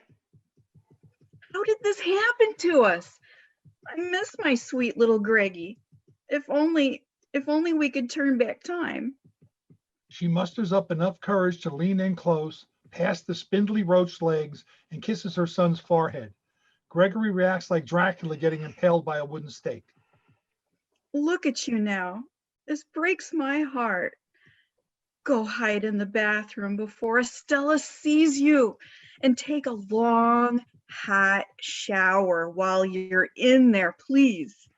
Mom. Do it. Gregory crawls into the bathroom. Interior, Gregory's bedroom day. Housekeeper, Estella, is up to her elbows cleaning the room. She tosses garbage into bags marked with hazardous warnings. Interior bathroom day. Gregory is in the bathtub trying to turn on the faucets with his four legs tarsus. A difficult, if not impossible, task. Mom. Dad, I need your help. The door opens and Estella peers in. Gregory? Hi, Estella. Gregory waves hello with a cockroach's foreleg. Estella screams and runs out the door. Exterior, Sampson home day. Estella flees out of the house. Mother chases her. Estella, wait. You're not done cleaning. Estella dives in her car and peels away. Interior, Sampson home day. Mother returns exasperated, tossing her hands in the air at father. There goes another housekeeper. Interior, Gregory's room day. Mother enters the bedroom and inspects the cleaning job. Father steps up behind her. Looks better. She didn't bust. His shrine to Melania is still on the wall. Father leans in and examines a picture of Melania sprawled nude on a fur. Mother yanks it off the wall and tears it up. Disgusting. I don't know what he sees in her. She plucks the rest of the photos off the wall and throws them in the trash. Mom. Dad. Interior bathroom day. Mother and father find Gregory in the bathtub. I thought I told you to hide. I did. Estella walked in on me. Did you lock the door? I can't with these appendages. It's always something with you. I was trying to take a shower, but I can't turn the knobs. Mother turns the knobs and water blasts down on Gregory. Too hot. She twists another knob. Too cold. Let me do that. You go get dinner ready, Mother. Mother exits. Father adjusts the knobs. How does that feel? Better. Thanks. Gregory, you can't say that you didn't have this coming. I mean, you've been living like a filthy animal and eating nothing but garbage. Yeah, I guess. You know what they say. You are what you eat. Never ate a bug. Yet somehow you became one. We love you, Gregory. You'll always be our boy, but once you started closing your bedroom door, you locked us out of your life. Can you blame your mother for being angry and frustrated now? Little Greta walks in and sees Gregory in the shower. Gregory uses his midlays to cover his protruding trochanter. Ew. Get out! I'm taking a shower! Gross. Greta, get out. It's my bathroom too. Close the door. Greta slams the door. Father turns the water off and hands Gregory a fresh towel. His forelegs fumble with the towel. Gregory starts to cry. I can't. Don't cry, sport. I'll help dry you off. Climb out. Gregory climbs out of the tub and lays on the bath mat. Father uses a big fluffy towel to dry his hair, face, prothorax, mesothorax, metathorax, and segmented abdomen. Look at that. You got a 6-pack. I do. Actually, it's more like a 12-pack, and it's tight. Gregory flexes his thorax and Father gives him a playful volley of punches in the gut. I've been Googling up things, and you know what I learned? A roach can move about 50 body lengths in a second. A human moving that quickly would be running about 200 miles an hour. Really? Yes, but don't run in the house. You know your mother. And did you know you have wings? I do? Yes, indeedio. Vestigial wings. What are those? Well, you can't fly like a bird, but if you practice, you should be able to get some air. Really? Wouldn't that be special? He ruffles his son's hair affectionately. See, Gregory, every cloud has a silver lining. How many kids do you know who have wings? Gregory smiles. Interior Gregory's room, night. Gregory pokes at his trash bin with his foreleg and finds his pictures of Melania crinkled and torn. Mom! Mom enters the room carrying a dinner tray. What's wrong now? Did you trash my Melania pictures? Yes, because that's what she is. Trash. I hate you. Really? Here I am, preparing yet another healthy meal for you, and that's what I get in return. She tosses the dinner tray on his desk. I don't know what your sick fascination is with Melania, but as long as you live under my roof, she's not going to be your first lady. It's over. I literally hate you. Get out. Not before you take your pill. No. You want to remain a cockroach for the rest of your life? Reluctantly, Gregory opens his mouth. Mother tosses the pill down his throat. Gregory swallows, then slurps water from his bowl until he gets the bitter taste out of his mouth. Don't you take me for granted again. My patience is wearing thin. Mother storms out the door, slamming it behind her. Gregory crawls to his desk and finds his phone. He claws at the screen with his foreleg, but the tip of his tarsus is not touchscreen sensitive. He knocks his phone aside. He sits in his swivel chair, the best his exoskeleton is able to do, and tries to type on his keyboard, work his joystick, and play a game. Not happening. Frustrated, he spits green slime at his flat screen monitor. He crawls to the window and looks out into the night air, longing to be a normal boy again. Every cloud has a silver lining. How many kids do you know who have wings? Gregory's brow wrinkles with concentration as he tries to send motor neurons from his brain to move his wings. His face scrunches up like he's constipated until finally Gregory flaps his wings. A moment later, his bug body is levitating off the floor. Roaches cannot fly high or far. Gregory manages to leap over the bed and land on the wall where he sticks. Gregory climbs up the wall using the sticky hooks on the tips of his tarsus. He smiles, pleased with his new skill. Interior Sampson home, night. Greta is practicing her flute in the living room. Father, mother are on the sofa enjoying the lovely recital. Stop! It sounds horrible. Keep playing, Greta. Music soothes the savage beast. Gregory angrily pokes out his bedroom door. I heard that. I can hear everything. I can't stand it. He slams his bedroom door. It must be his tympanal organs. What? I Googled it. Tiny hairs on a bug's body pick up sound and vibration. It's probably driving him mad. So now Greta can't play her flute? I didn't say that. The pills aren't helping. Nothing is. Time to call the entomologist. Or an exterminator. Greta. She has a point. Why prolong the inevitable? Girls, please. I know this ordeal is fraying your nerves, but Gregory is still human. Only his head is. And that has pimples. Soon he'll be off to college. What if no college accepts him? I mean, how long can we go on like this? One step at a time, okay? I'll call an entomologist. Interior Gregory's room, day. The door creaks open. Mother, father lead an entomologist named Professor Klinghoffer into the bedroom. Gregory, come out from under the bed. Professor Klinghoffer is here. Hello, Gregory.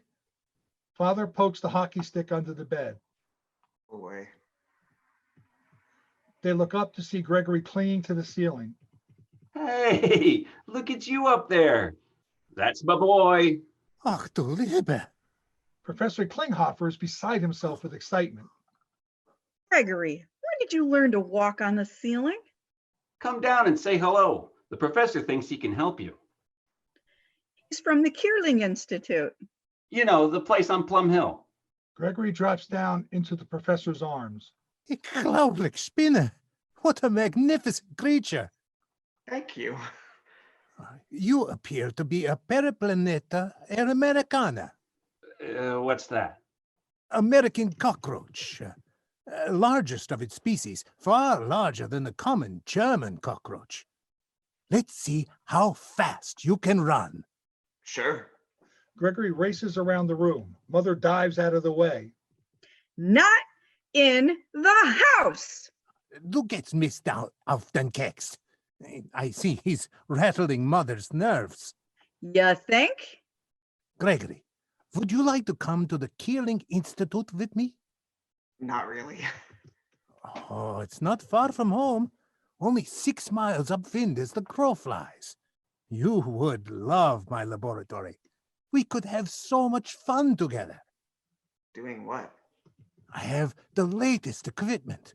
We could do all kinds of experiments. I'll pack his bag. Mother, let's not rush into this. What kind of experiments? Well, to start, we want to see what makes you tick inside. What internal organs are in there? What color is your blood? I'm not going to be your lab rat. Rat? Nein, I am an entomologist. My passion is insects. Professor Klinghoffer pets Gregory's wings. Oh, what beautiful wings you have. Please don't pet my boy. Oh, I can't resist such a magnificent specimen. Gregory scurries away and hides under the bed. Professor Klinghoffer is excited by the challenge. Unglaublich. Fantastisch creature. Keep him away from me. Oh, you like hide and seek, Gregory? I play with you. Professor Klinghoffer gets on his knees and starts crawling under the bed. Come out, wherever you are. Excuse me, Professor. Father grabs the professor by the collar of his tweed suit and yanks him to his feet. Time to leave. But we're just getting acquainted. Nobody's experimenting on my boy. Interior Sampson home night. Father and Greta sit at the dinner table. Father opens the mail as Mother cleans up. Thanks for another delicious meal. I'm glad somebody appreciates my cooking. Greta, practice your flute before you do your homework.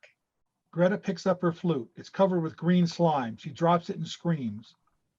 Oh, I'll never play the flute again. Don't say that, Greta. I'll sterilize it.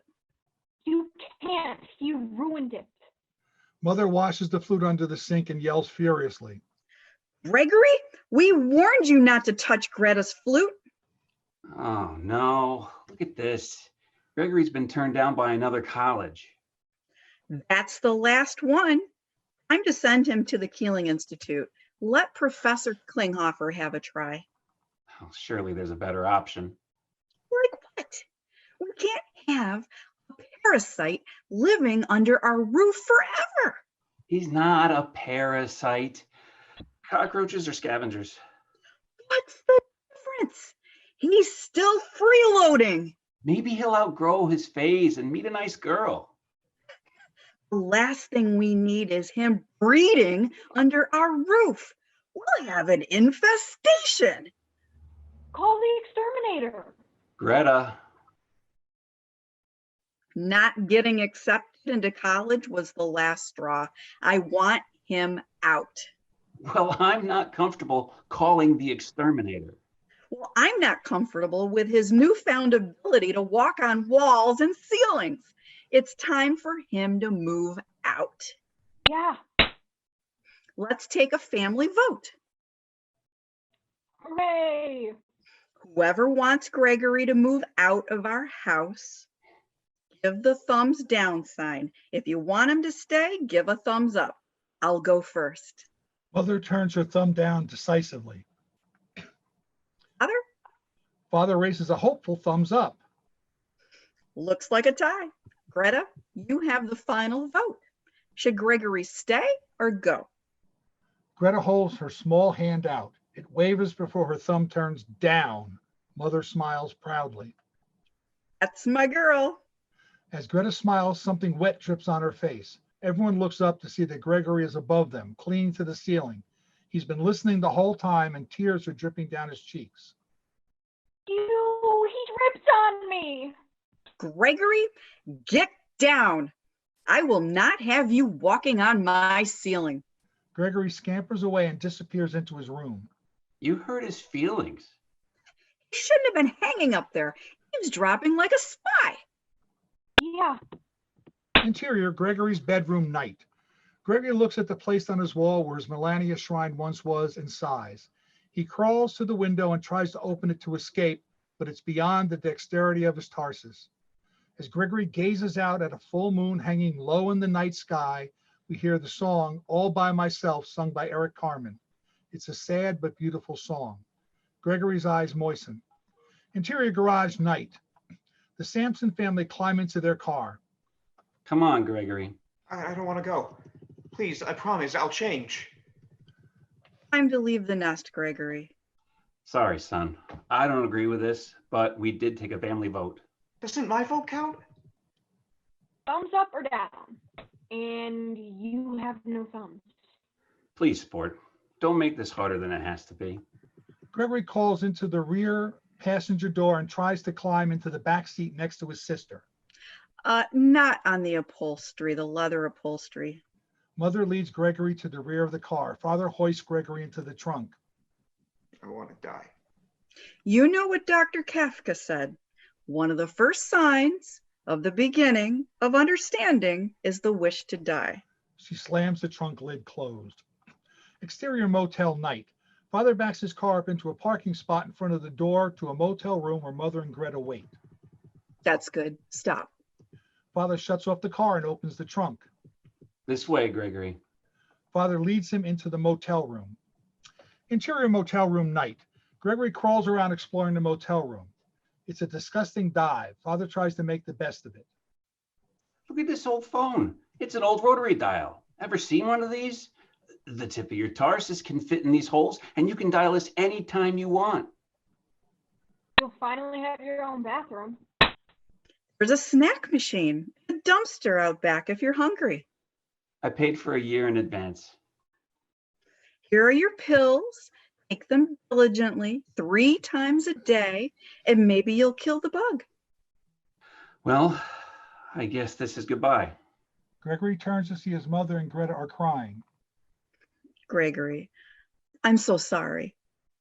Don't. I'm going to change. You'll see, I promise. This makes her cry more. Come on now, dry those eyes. Let's bring it in for a group hug. Gregory extends his roach legs. Greta and Mother recoil. Then again, maybe not. Bye, Gregory. Mother leads Greta out to the car. Okay, well, son. Hey, do you want to hear more fascinating facts I learned online? Cockroaches can hold their breath for 40 minutes or more and survive underwater. Really? Yes, and you can live for a week if your head's cut off. It's good to know. Cockroaches have been crawling on Earth since before dinosaurs. They were? Absolutely. Cockroaches can even survive a nuclear apocalypse. Really? Yes, indeed. So when we all go to hell in a handbasket, you'll be scurrying all over the rubble with a smile on your face. Silver lining, son. Silver lining. He ruffles Gregory's hair affectionately and pulls a magazine out of his coat. It's GQ's January 2000 edition with Melania on the cover. He hands it to Gregory. Don't tell Mother I gave you this. Gee. Thanks, Dad. Dial if you need me, sport. I'm just a phone call away. He turns and exits the motel room. Exterior motel night. As Gregory watches his family drive away, we now see the motel's glowing neon sign. It reads Roach Motel. The Eric Carmen ballad, All by Myself, rises up as Gregory stands alone in the parking lot watching his parents drive out of sight. His eyes well up, but before the tears flow, motel room doors creak open. Roach boys with human heads, just like Gregory's, crawl out of their rooms into the dark parking lot. The motel is infested. A friendly roach boy scurries up beside Gregory. Thought they'd never leave. Didn't listen to your mother, huh? How'd you guess? You are not alone. He extends a friendly foreleg and they shake their tarsus. Loud music plays. The party begins. Roll end credits. I was muted, so no one got the chance to hear me laughing, but there was quite a few lines in there that make me laugh, Gio. Let me unmute you there. Good job, everyone. This is terrific. Let's find out a little more about the script from Gio here, and I actually have some pictures to share. Also, some cockroach pictures. I'll go ahead and take it away, Joanne. Great. Gio, first off, congratulations. And Thank you. I did notice that you did some big changes, and I love the changes. They were really good. I think I like the mother a lot more. So tell us a little bit about yourself and how long you've been writing screenplays. I was a lit major and I wrote when I was younger. And then I started again about 3 years ago. And I wrote a bunch of features and I got feedback that was pretty good. They liked the quality of my writing, but inevitably they'd say something like, oh, well, it's just another ransom plot. We've seen that before. That's another revenge plot. We've seen that before. So I decided to try to write something really original and as far-fetched and out there as I could, maybe to get some, bigger reaction from people. And I started writing a bunch of shorts for a series I called The Karmic Loop, which were kind of cautionary tales. What goes around comes around. And that's where Superbug came out of. So since you're talking about the Karmic Loop, tell us some more about some of the other stories that you have for that. One was called Tourist Trap, and that's opens with two hunters that have an elk they just shot in the back of their pickup, and they stop at a diner in the middle of nowhere to have a bite to eat. And the roof lifts off the diner, a giant plucks them out of the diner's booth seats and eats them. So it starts with that. So it's a dark comedy. And then tourists, one after another come to the diner and the giant eats them until finally at the end, one person manages to kill the giant. So what was your inspiration for Superbug? Like, do you have teenage sons? No, I don't, but I was once a teenage boy, so I know how it goes. I came up with the idea of a boy who's guilty. In the Karmic Loop, all the characters are anti-heroes and they're guilty of one of the 7 deadly sins. So I wanted to deal with sloth. I came up with a teenage boy who turns into a cockroach. And I realized that it was kind of Franz Kafka's Narcissus, which I read way back in college. So rather than ignore the novel, I decided to go with it and do an homage to Franz Kafka's Metamorphosis. And I worked in a lot of, his plot themes and elements in it, including the names. And Franz Kafka's novel, it was Gregor Samsa, and the character is Gregory Samson. And the girl's Greta is his sister. And basically updated it to a modern nuclear family. What other styles or genres of screenplays do you prefer to write? Well, I like comedy, but I've tried my hand at just about every genre. The comedy's kind of fun, and it makes the work easier if you're in the room having fun and laughing. This is one of Mike's questions, and going off your comedy, he said, how did you approach the tone of the piece? It's satirical, but also touching when it comes to the father's relationship with the son? The tone is dark comedy, very dry, probably surrealist, absurdist comedy. And that comedy comes from ridiculous situations, absurd moments, and surprises. So that's how I went with the tone of the comedy. Some people totally get it. Other people didn't realize it was a comedy. I've had a reader that was surprised the end was funny, and I guess she didn't realize it was comedy in the whole script. So. Okay. Can you tell us a little bit more about the graphic novel that you're going to be doing based on Superbug? Thanks. My brother and I wanted to do something together for a couple of years, and he's an architect and a good artist. So he's been doing the graphics in Daz Studio, 3D modeling, and we hope to make this our first graphic novel. Oops. And Mike is sharing some of the screens now so that we can. Oh yeah. That. There's Gregory in his room after he turned into a cockroach. Yeah, we've all been there before. There's an actual picture of Melania in the background. I'm not sure if I'm going to have a rights issue with that. There's Gregory in his bedroom. There's Gregory calling on the ceiling. We decided to go with a more comic version of a cockroach, so it's a little more humorous and frightening. There's Dr. Kafka. My brother actually modeled him after pictures of Franz Kafka. That's your kitchen with Greg slugging the milk down. There's Greta and her flute. There's Professor Klinghoffer. Oh, nice. Another Greta. I think that's the last one I have here. Yeah. Awesome. That's cool. Definitely has some potential there. You get the tone right from the human head on the cockroach. It's good. Thank you. How do you guys like it? I'd like to hear some feedback. I thought it was fantastic. I really enjoyed it. Thank you. I was extremely fascinated with it. I loved all the different family dynamics and just how many layers to it there were that you put in there.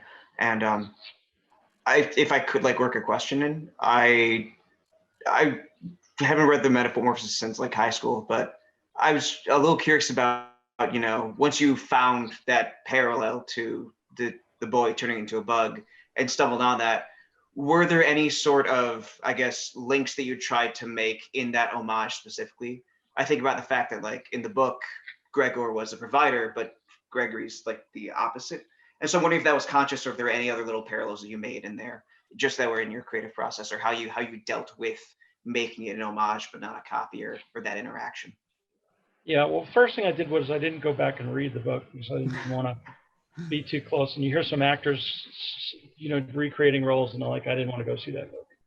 So I just wanted to base it on my memory. And what I remembered was it was kind of dark and bleak, and he dies at the end, a miserable existence. He starves to death, and it's horrible. So I wanted to make it lighter and funnier. And I just wanted to work in more of the teenage boy angst. We have actually Easter eggs are in there if I can throw some into. Kierling is where Kafka actually died. He went into a sanatorium, and he actually died of tuberculosis of the larynx, so he starved to death, which is pretty horrible. And so I put the Kierling Institute in there, and that's 6 miles upwind, and it's on Plum Hill, which Plum Island is where they did the bioweapon research off Long Island and supposedly spread Lyme disease. So, and we're working on more installments of the graphic novels too, which we'll find out how Gregory and the Roach Boys got what they got, where they go from here. Great. Anybody else? I loved playing Mom. That was so much fun. Thank you so much. You did a Thank terrific you. job. I was channeling my own mother. All the angst and irritation in her. That was a good lot to of hear fun. it. It was really fun hearing you guys read the lines. Thank you. Very good. There is one comment from Ron Dufort in YouTube. He said he loved Dad's optimism, kept the tone curious instead of frightening. What would you think of as a representative song that would fit the style you're picturing? Well, you kind of have a song in the script, but is there any other music that would I guess fit that? I hadn't thought about that other than the All by Myself. Mm-hmm. You know, because the theme is really about isolation and loneliness. Mm-hmm. I like that Ron picked out also the way the father's relationship is with, you know, everyone is, the characters are all very sort of farcical, the mother and the sister, but the father actually is trying. He's trying to like keep that relationship with the, you know, it's very touching. I like that. Thank you. I'm most proud probably of the father-son relationship. Yeah. Wow. And thanks for recognizing the final draft of the mother, because that was tough for me. I made her softer and warmer and a little more nice. Probably can still work on that. Anything else, Joanne? Let's see. How about for any newer or aspiring writers? Do you have any words of wisdom out there? I would say write as much as you can. Read all the books. I read all the top screenwriting books. Learn all format and what others have done before you try to break new ground, and then you can play around with breaking new ground. And there is one quote, I can't remember where I got it from, but I had this on my wall for a long time and it kept me going. But it was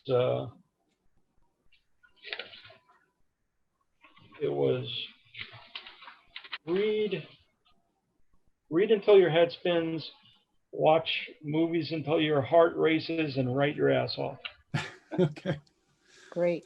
And I also personally just wanted to thank the actors tonight. I thought that they were fantastic. It was really great. Thank you.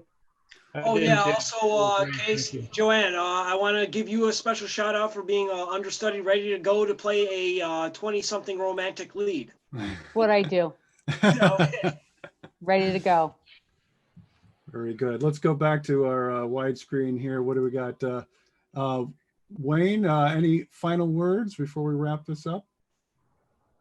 Yeah. I just want to thank everybody for participating, the writers that were here tonight, the other writers that actually participated and sent their scripts in, the actors, everybody that worked so hard to make this the success it is. I want to remind everybody that since 2008, Mike and I have hosted a bi-weekly writers workshop. It's open to any writer anywhere. We try to do table reads, criticism, blue skying, idea kicking around, whatever is necessary.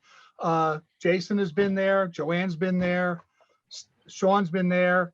You know, we've had a pretty good turnout. We've done something like this since the lockdown. And Mike has set up a Skype call that we dial into, and there's the thing. And that we all can participate in, and we share our scripts within a special Dropbox we have set up, and we do just like the table reads we've done here. We read people's scripts like that. We talk about them. We maybe bring some education into it. So if you're interested, tomorrow night is the next one.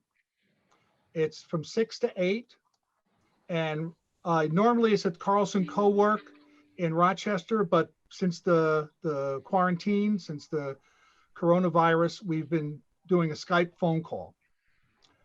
Yes, and I have the details for that on Rochester Writers Workshop website. That's rwwny.org, and I've got the link there to get on my Skype list. I do it on Skype because I was using Skype before Zoom, and it's worked out pretty well for us. Yeah, that's tomorrow night at 6 o'clock for any aspiring writers, or if you just want to hear what other people are writing. Okay, Wayne? That's it for me. I think we're good. So once again, thanks to, did you thank Script Studio, our sponsor? I'd like to say thank you to them. Thanks to Joanne and Sean and all of our writers and all of our actors. I think this was a fun time, and this is going to be on YouTube for a little while before we archive it for the future. But yeah, if you want to send your friends and family to parts of this to watch it in the upcoming weeks, you can. And thank you everyone for participating. Good night. Good time.